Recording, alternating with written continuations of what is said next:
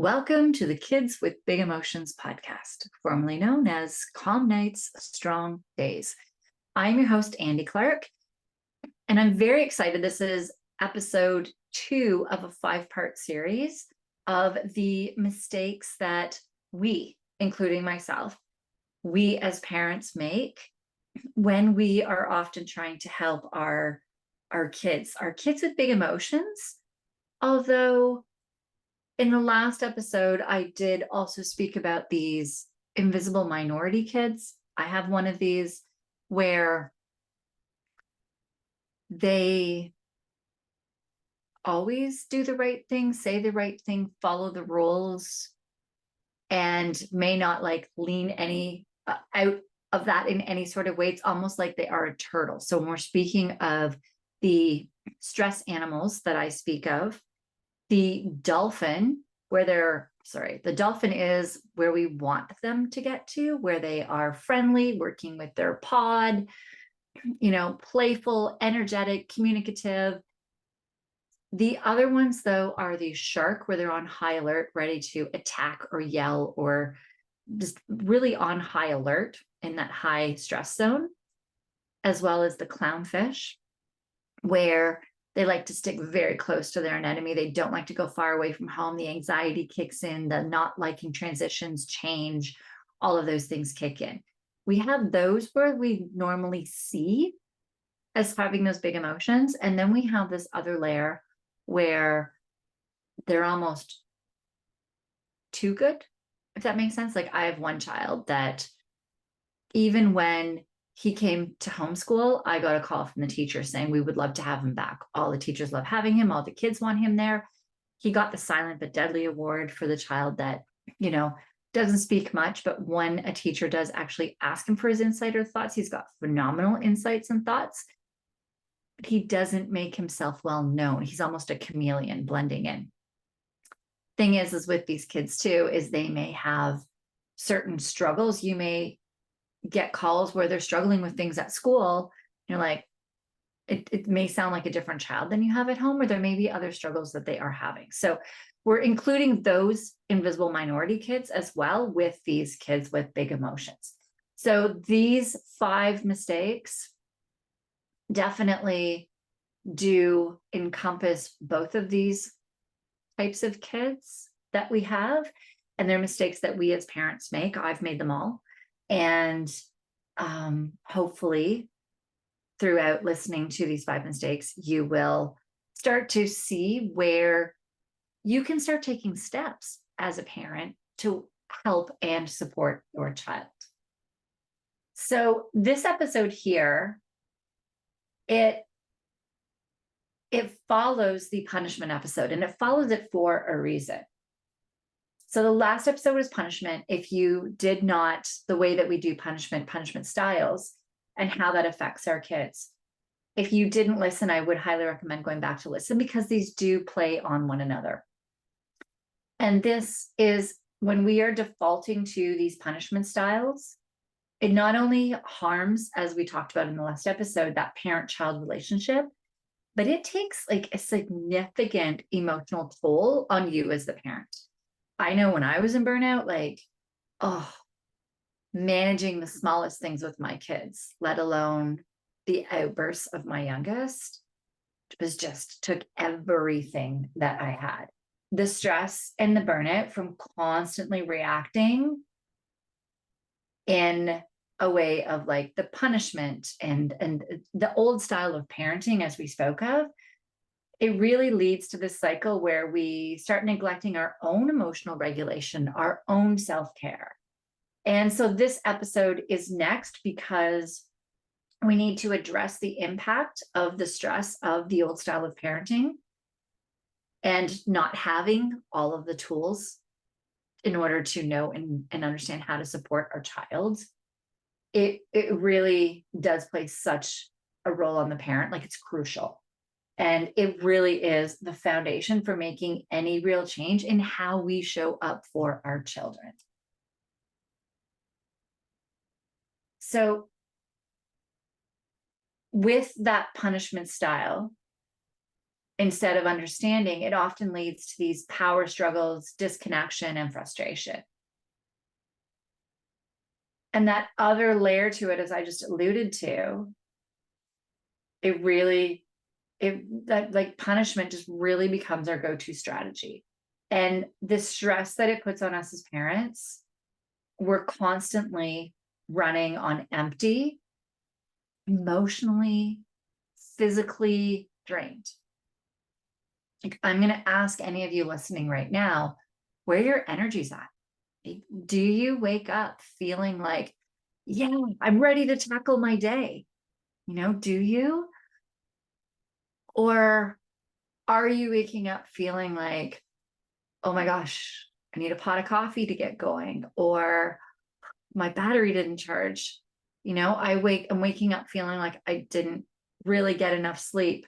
Or you may find that you are okay when you're waking up, but you find that the stressors around you start adding up a little bit more.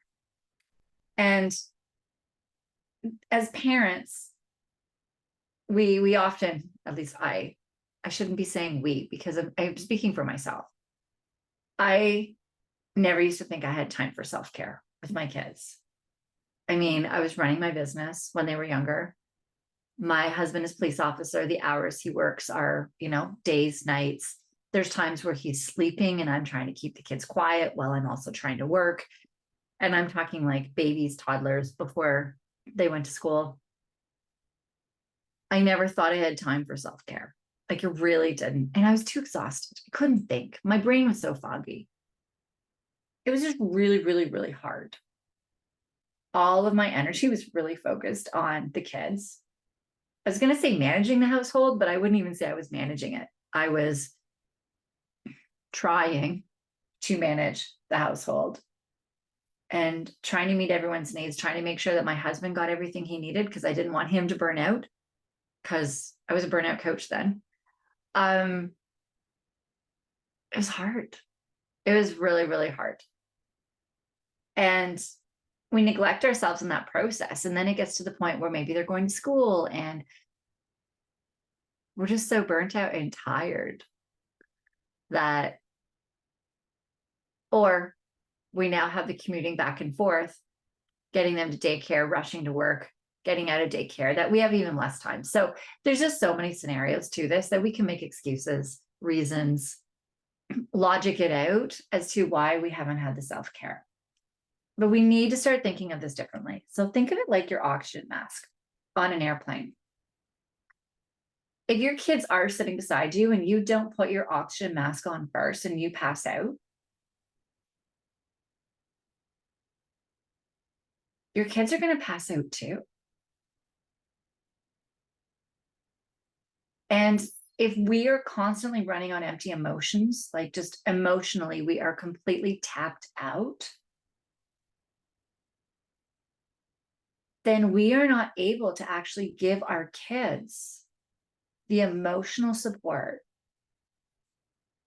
that they need in order to be able to manage all of their ups and downs, handle all of the new things that are being hit at them in their life. And when we do have kids with these big emotions, with deeper struggles, with other struggles that are going on,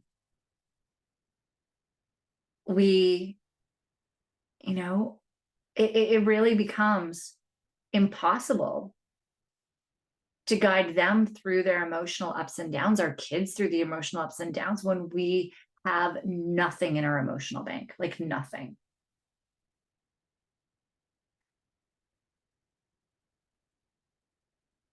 Yeah, think of that for a minute. And there's another analogy. We're going back to a car analogy like I did in the punishment one. So, punishment episode. Imagine that you're driving a car that's constantly overheating because the engine is stressed to the limit. So imagine when you're driving it too, you're going to start driving it slower. You're going to be more cautious. You're going to be on alert, kind of like that clownfish, the clownfish that we speak of, right? You're going to be quite stressed as you're navigating that car, because it's going to overheat at any moment. And you might be able to push it for a while. You still might be able to get places, but eventually that car breaks down.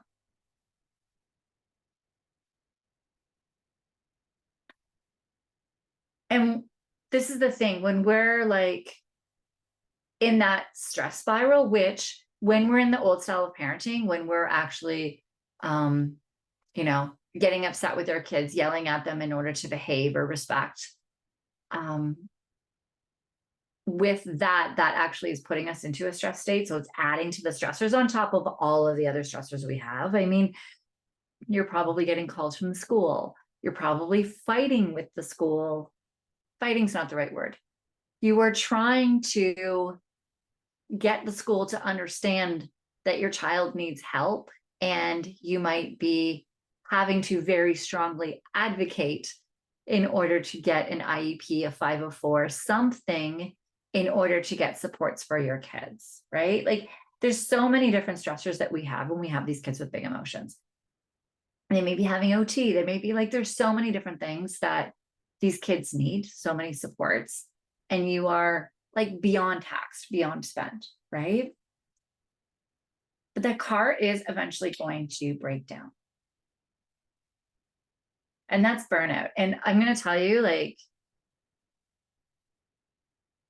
so yeah, you guys may not know a bit of my history. So when I figured out how to get my son and I out of burnout, worked in getting us all out, being that my husband's police officer, chatting with some of his friends, was helping them. They're like, oh my God, you should help more. And that extended into me actually working with first responders all over North America, UK, Australia. So that's what I'm saying when I talk about my support circle group. Like I used to have all of these groups with practitioners in it, working with first responders like all over North America, before I decided that I really, really needed to help parents with all their stress stuff and these kids with their stress systems. The education that I have in working with first responders has been just astronomical. And you push and you push and you push until all of a sudden you can't. With first responders, that often means medicaled out. They're medicaled out. I remember working with responders where working on their stress systems, helping them with their sleep, getting their systems back on track. They get back on duty. And many of them would tell me their suicidal thoughts were gone. These are responders without complex PTSD. Their suicidal thoughts went away because we got their sleep back on track. There are studies out there that show that when you are not getting recovery in your sleep, the suicide rates are actually higher than traumas, than PTSD. There are some psychologists that are switching over from that. So when I decided, okay, I need to shift gears from responders, I needed to do it a little bit for my health, my mental health. And I really wanted to move in this other direction. I started really looking into burnout with regular individuals, non-first responders. First responders, I just assumed were going to be more taxed than other people.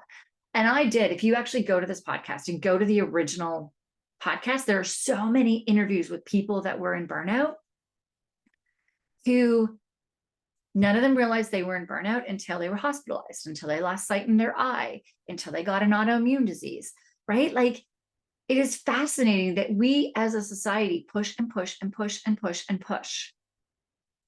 And we may say over and over, like, I speak with parents all the time, like, oh, I'm so burnt out. And that leads me, oh, this is a quote I have right on the wall behind me all the time. It's so expensive mentally and physically to feel that one thing is true, but to be acting like another thing is true. So think of this. To feel that one thing is true. So I have so many parents saying, I'm so burnt out. I'm exhausted. My body's not recharging. So that's what they feel is true. Like they know deep down, that's what they feel is true. But they're acting like another thing is true. This was Mark Butler who said this on his podcast. He might not even know this is his quote. I wrote it down as soon as he said it. I'm like, oh my God, this is so good. Yeah. It's so expensive mentally and physically to feel that one thing is true, but to be acting like another thing is true. So when we are saying, hey, I'm so burnt out, when we know we're exhausted, Well, when I'm like listing you symptoms of burnout, of stress, so gut issues, hormonal issues, we can get into autoimmune disease and cancers when it gets big. But for females, cycle irregularities, mood swings, going up and down in moods, either being like really heightened, hyper on edge all the time, it can increase anxiety. Or we can go the other way where your cortisol completely drops and you have like depression, where you have no motivation. People tell me they have no joy in things anymore. I don't want to do things that I used to like to do. Even if I had the time, I don't feel the joy in things anymore. They may find their job way more frustrating or not even like the job that they used to love to do. And quite often they feel that it's the job, but when we start diving into it, it's their burnout, hormones, exhaustion, the way that their brain is moving. Oh man, what are all the lists? So gut issues, huge. Diarrhea, constipation are really big signs. Snoring is another one. The mood swings is a huge one. Irregular cycles, sleeping off, tired and wired, waking mid-sleep. These are all stress signs. So if you have some of these are things where then you're knowing that something is true. You're knowing that you are most likely in some sort of burnout, which I'm going to tell you, parenting at the best of times is hard. You have two parents usually with two different parenting styles trying to come together, trying to do it, trying to figure out how to get to your job, how to get the kids into everything, how to get them into activities. Like it's just, you're all constantly everywhere, all over the place. It's exhausting. Add in a neurodiverse child, and it adds this whole other layer to it. So know that when I'm saying that you're burnt out, that you have a friggin' huge reason to be burnt out. Just being a parent gives you a reason to be burnt out. The thing is it doesn't have to be. You don't have to stay in this state, right? And you can put your oxygen mask on, you know? You can stop driving the car that's about to break down, or you can go to the mechanic and get them to fix the engine, which is adapting these tools to be able to help yourself, right? To help with your emotional regulation, help with your energy. And the thing is that when you're neglecting your self-care and your emotional regulation, the stress becomes contagious, right? Kids are so perceptive, especially a lot of our neurodiverse kids, which is also what burns them out. The odds are too, I was speaking with a parent about this yesterday. If you yourself are neurodiverse, the odds are you're more aware of things around you in such an astute way, way more than other people are. Or you may have perception struggles where you're not aware of what other people are doing around you and seeing. And that at times might also be a blessing. But if you are somebody who feels things deeply, sees things deeply, is so aware of things around you, that alone can just burn you out. The odds are your child is like that as well. Both my kids are. Both my kids are so aware of things around them that it hits them harder as well. And if they don't see me manage those things, they don't see me talk about those things, they know I wear certain bracelets before I get on calls with people when I'm going out in public to be able to block different energies. And that may sound woohoo to people, but man, I am trying anything and everything to not feel exhausted when I am around a lot of people and taking in other breathing in synthetic fragrances because I'm so sensitive to them, right? I hear so much, I see so much around me. That gets overwhelming. So I'm going to take out all the tools and all the things that I can gather to strengthen my stress system and also to help me when I am going into stressful situations. And teaching your kids about these things, like they see us, right?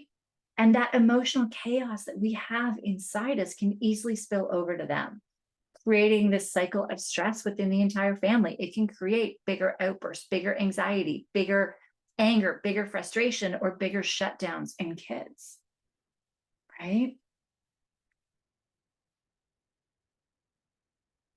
So when we're in that constant stress cycle, we start getting those health issues as well, the gut issues, nutritional deficiencies, brain fog, short-term memory loss, no energy, hormones, autoimmune diseases. Your body doesn't heal. Your inflammation starts increasing.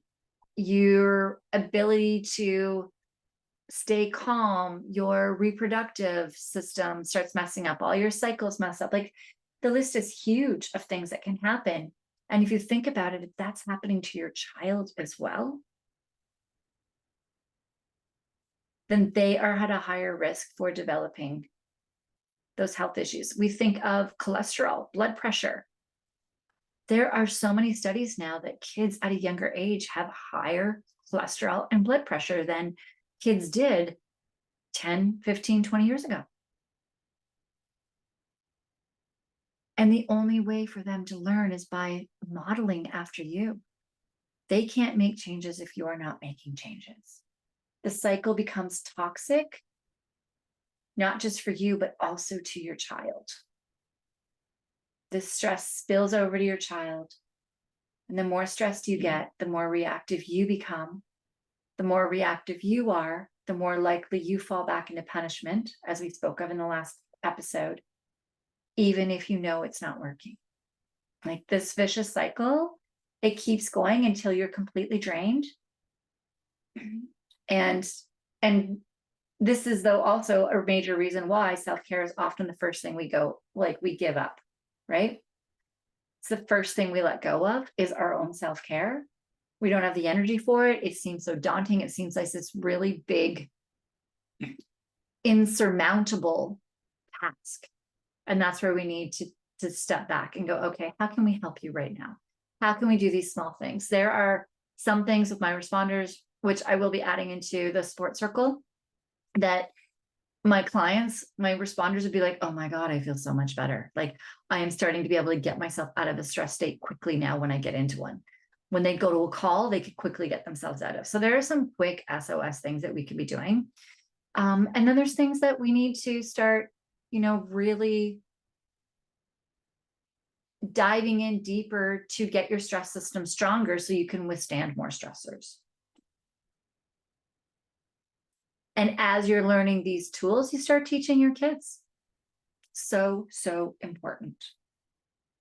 Research definitely shows that children learn emotional regulation by watching their parents. When parents model healthy coping mechanisms and self-care, kids are more likely to develop resilience and manage their emotions effectively. Think about that.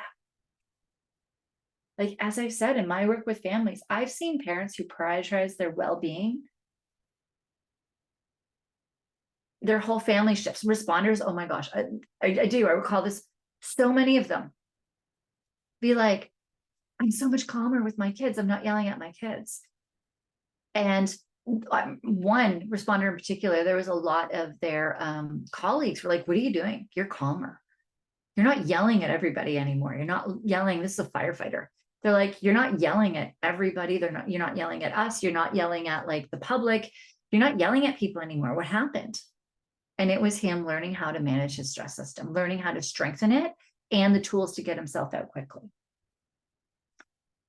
And he noticed, without even teaching his kids some skills, he already noticed a change in his kids' personalities, in their ability. They weren't worried about getting as yelled at their dad. They actually said that happy daddy has started coming home from work, and they didn't have to worry what mood daddy was in when he came home from work anymore.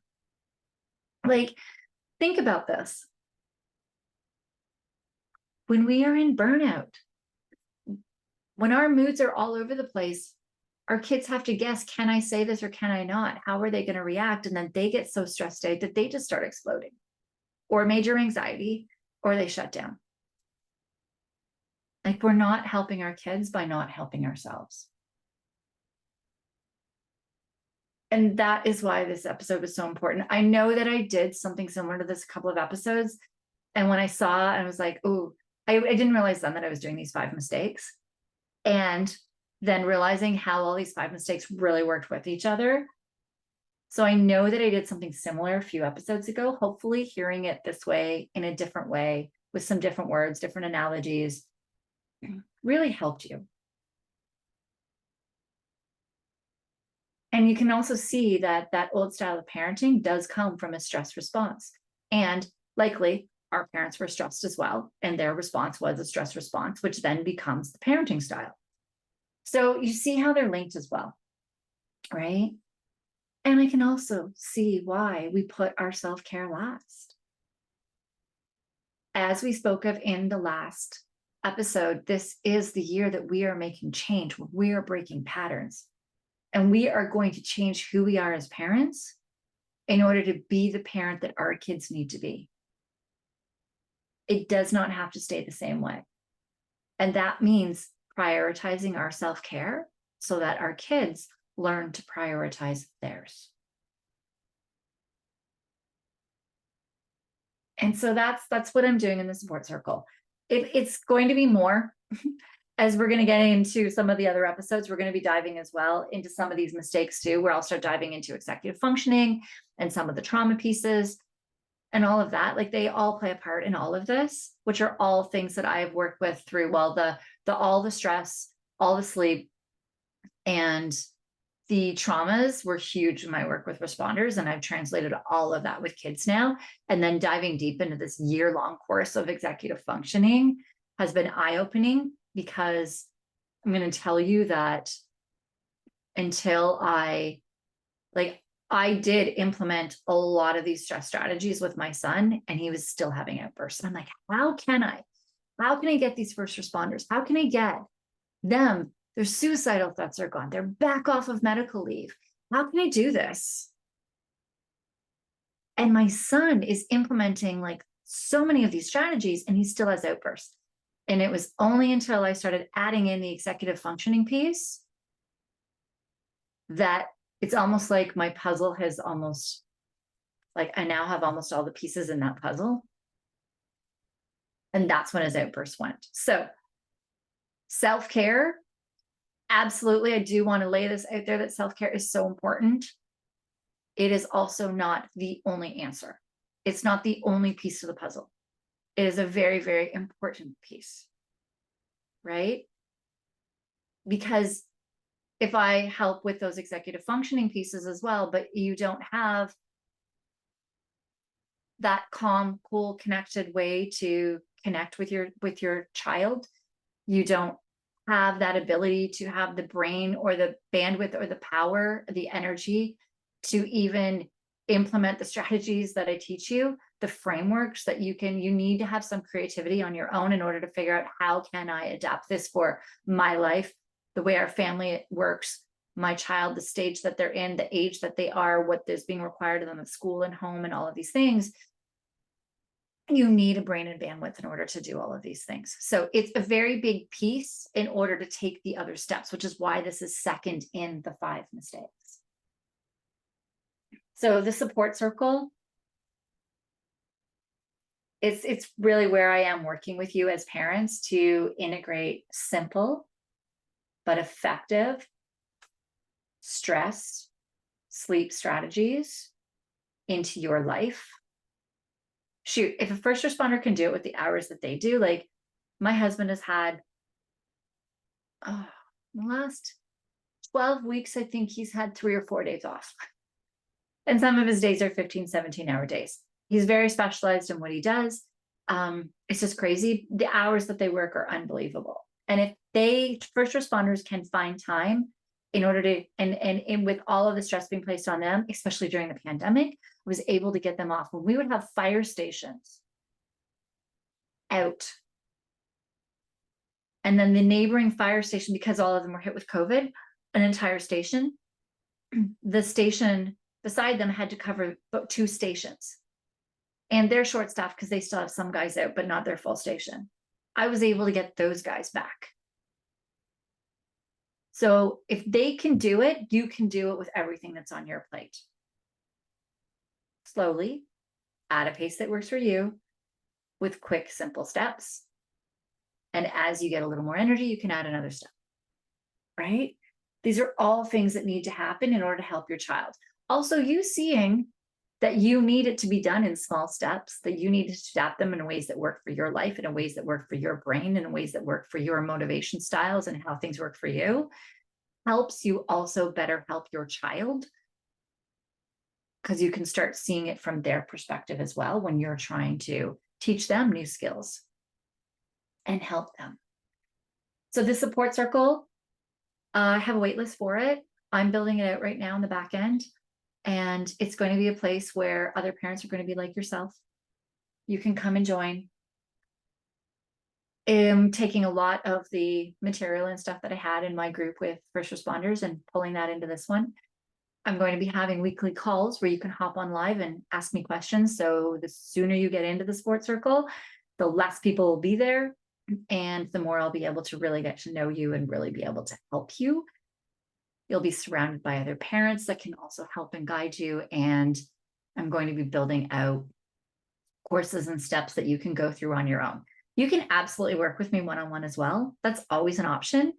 I do highly encourage, though, everybody that I do work with one-on-one to also come into the support circle, because it's a way for you to not feel alone. It's also a way for you to really understand and learn the way that I teach, things that I'm going to be teaching, so that when we are covering things for your kids, I can refer to you, you might want to check out this lesson to really help reinforce things that I've said, or in between one-on-one sessions with me, you can ask questions in the group and I can answer them. The fact that I work with you one-on-one allows me to answer them more in depth and more specific, because I know your child.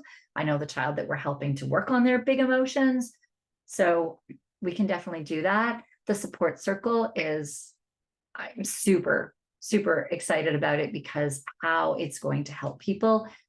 You're the person that does like to DIY, that does like to, go through and do things and know on your own, then that's amazing for you. If you do like the one-on-one support, then it is just an amazing upgrade to be adding to you. So join that wait list. Link is in the show notes below. I also have a new website up, super exciting. So feel free to go to that. I think the link is actually leading you to that page. So go on to the Work With Me page, click down on my andiclark.com website, click down on the Work With Me, click down to the support circle, and get on the wait list. And as soon as I have the platform built up to where I can invite people in, I will start inviting you in. I have it currently only at $57 a month US. I hopefully made that price in a way that everybody can manage it, anybody can handle it, and get the support that you do need for your child. So click that link.